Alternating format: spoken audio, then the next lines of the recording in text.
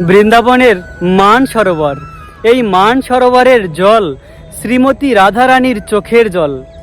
রাধারানী সখীদের নিয়ে প্রতিদিন সেবাকুঞ্জে যেত কৃষ্ণের সেবা করার জন্য। প্রতিদিন রাধারানী এবং সখীরা আগে গিয়ে অপেক্ষা করত কৃষ্ণের জন্য। কৃষ্ণ লেট করে আসতো। তো একদিন কি হলো, একদিন কৃষ্ণ সময় মতন চলে এসেছে আর রাধারানী একটু লেট করে এসেছে। সেদিন রাধারানী একটু পরে এসে দূর থেকে দেখছিল অলরেডি সেবাকুঞ্জে কৃষ্ণের লীলা শুরু হয়ে গিয়েছে। তখন রাধারানী মনে খুব কষ্ট পেয়েছে, ব্যথা পেয়েছে যে আমাকে ছাড়াই কৃষ্ণ তার লীলা শুরু করে দিয়েছে। তখন রাধারানী মনের কষ্টে মান করে এসে এই মান সরোবরের এই স্থানে রাধারানী কান্না করেছিল। আর রাধারানীর চোখের জলে এই সরোবর। রাধা মেরি स्वामिनी और मैं राधे को दास, জনম জনম মোহে দিজিও শ্রী বৃন্দাবন ধামবাস। রাধে রাধে, এই সেই বৃন্দাবনের মান সরোবর। এই মান সরোবরের জল শ্রীমতী রাধারানীর চোখের জল। প্রিয় ভক্ত, আজকের ভিডিওতে আমরা দর্শন করব মান সরোবরকে এবং এখানকার লীলা কথা শ্রবণ করব। শ্রীমতী রাধারানী একবার মান করেছিল, মান করে এই স্থানে এসে কান্না করেছিল। আর রাধারানীর চোখের জলে এই সরোবর, অতি পবিত্র বৃন্দাবনের এই সরোবর। এখানে রয়েছে অনেক দিব্য লীলা, সেই লীলা আমরা শ্রবণ করব। রাধারানী সখীদের নিয়ে প্রতিদিন সেবাকুঞ্জে যেত ভগবান কৃষ্ণের সেবা করার জন্য, কৃষ্ণের সঙ্গে দেখা করার জন্য। তো কৃষ্ণ প্রতিদিন লেট করে আসতো, রাধারানী সখীরা আগেই চলে আসতো। তো একদিন কি হলো, কৃষ্ণ আগে চলে এসেছিল আর রাধারানী একটু লেট করে এসেছিল।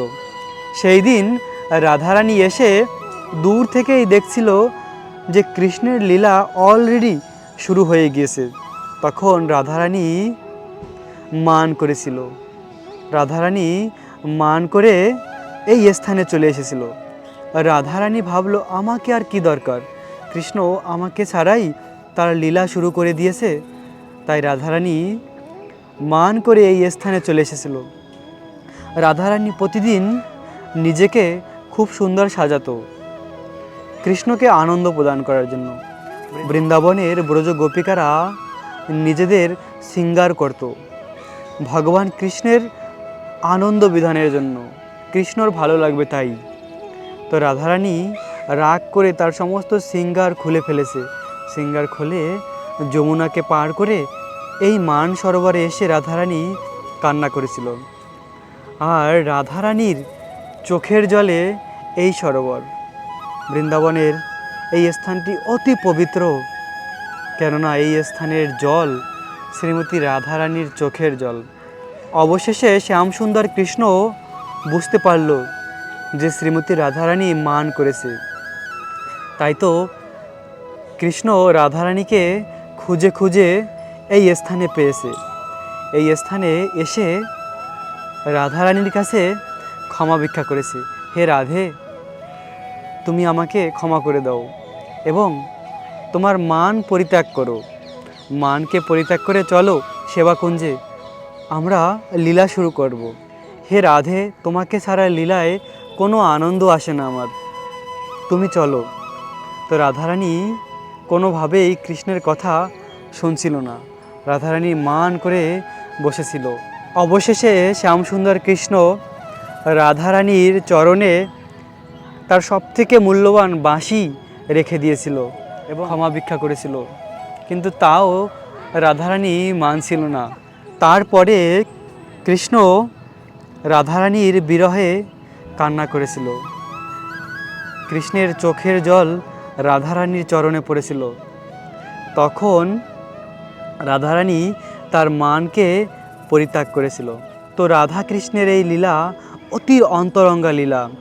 কেউ ভাবতে পারে কৃষ্ণ তো স্বয়ং ভগবান, ভগবান হয়ে কি করে রাধারানীর জন্য কান্না করেছে, তার চোখের জল রাধারানীর চরণে পড়েছে। আসলে রাধা কৃষ্ণ একটি আত্মা দুটি দেহ ধারণ করে লীলা করার জন্য। ভগবান কৃষ্ণের আহ্লাদিনী শক্তি শ্রীমতী রাধারানী, কৃষ্ণের বাম অঙ্গ থেকে প্রকাশ হয়েছে। রাধা কৃষ্ণের মধ্যে কোনো ভেদ নেই। তাই তো রাধারানীর কাছে কৃষ্ণ কখনো ক্ষমা ভিক্ষা করে, কখনো রাধারানী কৃষ্ণের কাছে ক্ষমা ভিক্ষা করে। এভাবে মান অভিমানের লীলা বৃন্দাবনে রয়েছে। তো ভগবান কৃষ্ণের এই মান অভিমান এই সংসারের মতন নয়, এটি হলো সম্পূর্ণ চিন্ময়। রাধারানী যা কিছু করে কৃষ্ণকে আনন্দ প্রদান করার জন্য। কখনো কখনো তারা মান অভিমান করে, এর মাধ্যমে তাদের ভালোবাসা আরও বৃদ্ধি পায়। তো এভাবে কৃষ্ণ রাধারানীকে খুব ভালোবাসে, আর রাধারানী কৃষ্ণকে খুব ভালোবাসে। তাদের এই লীলা হলো চিন্ময়, কেননা কৃষ্ণ হলো পরম পুরুষোত্তম। কৃষ্ণের থেকেই সব কিছু প্রকাশ। এই সংসারের মতন ভগবান কৃষ্ণের প্রেম নয়। ভগবান কৃষ্ণের প্রেম হলো পরম বিশুদ্ধ, কেননা কৃষ্ণ হলো আত্মারাম। কৃষ্ণের আনন্দ পাওয়ার জন্য অন্য কারোর প্রয়োজন হয় না। আমরা যদি আনন্দ পেতে চাই তাহলে অন্য কারোর মাধ্যমে আনন্দ পেয়ে থাকি, কিন্তু ভগবান হচ্ছে সরাট, স্বতন্ত্র এবং আত্মারাম। তাই তো ভগবান কৃষ্ণের মনে যখন আনন্দ পাবার ইচ্ছা হয় এবং লীলাবিলাস করার ইচ্ছা হয়, তখন কৃষ্ণ নিজেকে প্রকাশ করে, নিজেকে বিভিন্ন রূপে বিস্তার করে। যেমন আমরা জীবাত্মা, আমরা হলাম ভগবানের অংশ, ভগবানের তথস্থা শক্তি। আর রাধারানী আর গোপিকারা হলো কৃষ্ণের অন্তরঙ্গা শক্তি। কৃষ্ণের নিজের শরীর থেকে প্রকাশ করেছে রাধারানী আর গোপিকাদের তার এই ব্রজলীলা বিলাস করার জন্য। কৃষ্ণের এই লীলা বৃন্দাবনের সবথেকে উন্নত, সবথেকে মধুর। এবং সেই 5000 বছর আগে ভগবান কৃষ্ণ বৃন্দাবনের এই ভূমিতে এরকম প্রেমময়ী লীলা করেছে, আজও সেই স্থান রয়েছে। ভগবান কৃষ্ণ পরম দয়ালু। কৃষ্ণ ব্রহ্মার একদিনে এই সংসারে একবার এসে তার এই ব্রজলীলা করে এবং এই লীলাভূমিকে আমাদের জন্য রেখে যায়। ভগবান কৃষ্ণ এই ভূমিতে এরকম লীলা করেছে বলেই আজ আমরা এই পবিত্র ভূমিকে দর্শন করতে পারছি। প্রিয় ভক্ত, এই স্থানকে বলা হয় রাধারানী মন্দির। অতি পবিত্র বৃন্দাবনের এই স্থানটি মানসরোবর, কেননা এই মানসরোবরে রাধাকৃষ্ণের অনেক প্রেমময়ী লীলা রয়েছে। এই স্থানে আরেকটি মধুর লীলা রয়েছে। মহাদেব শিবশঙ্কর ভগবান কৃষ্ণের অনন্য ভক্ত। মহাদেব একবার বৃন্দাবনের রাসলীলাকে দর্শন করার জন্য এসেছিল, কেননা কৃষ্ণের রাসলীলা হলো সবথেকে মনোহর।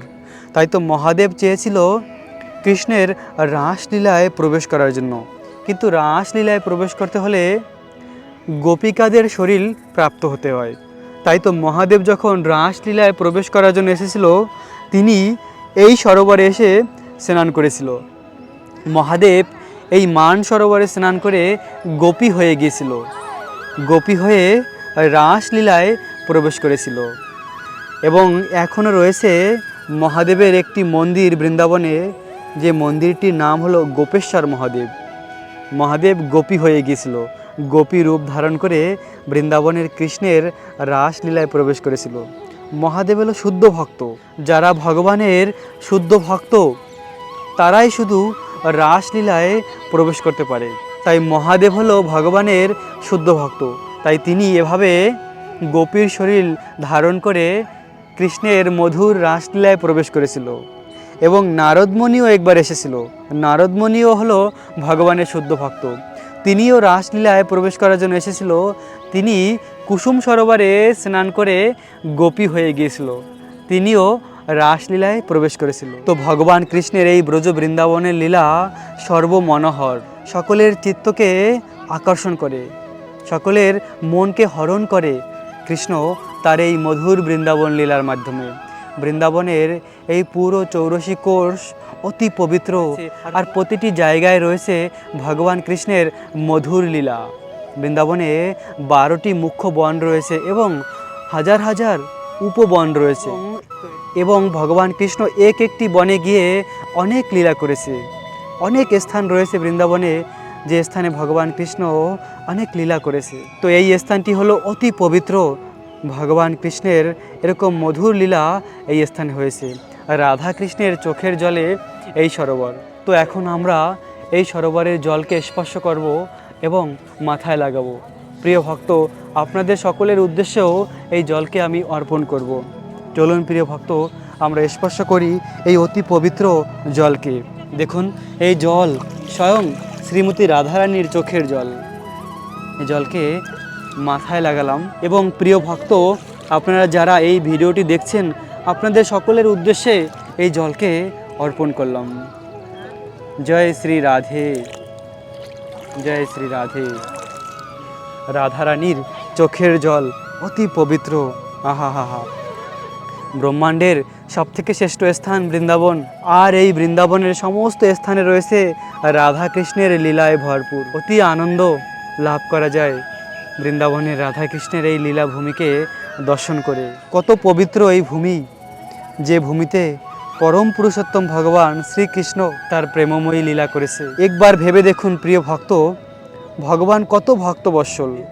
যে ভগবান কৃষ্ণকে যমরাজ ভয় পায়, ৩৩ কোটি ডেমিগড যারা ভয় পায়, ব্রহ্মা শিব যে কৃষ্ণের আরাধনা করে, সেই কৃষ্ণ তার ভক্তের জন্য নিজেকে বিক্রি করে দেয়।